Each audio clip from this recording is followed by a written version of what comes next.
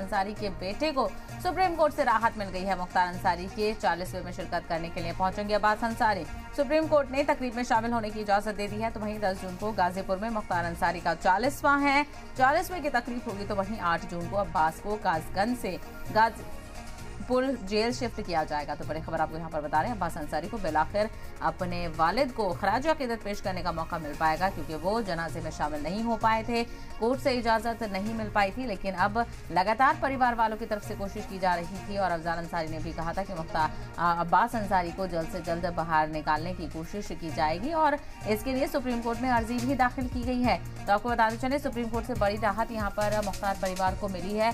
चूंकि मुख्तार अंसारी के बेटे अब्बास अंसारी जो कि कई मामलों को लेकर जेल में थे, और ऐसे में मुख्तार अंसारी के 40वें में शामिल होने की इजाजत अब्बास अंसारी को मिल गई है। तो सुप्रीम कोर्ट ने तकरीब में शामिल होने की इजाजत दे दी है। और ऐसे में अब अब्बास अंसारी को 10 जून को गाजीपुर बहरहाल 10 जून को गाजीपुर में मुख्तार अंसारी का 40वां है, और उससे पहले ही 9 जून को अब्बास को कासगंज से गाजीपुर जेल में शिफ्ट किया जाएगा।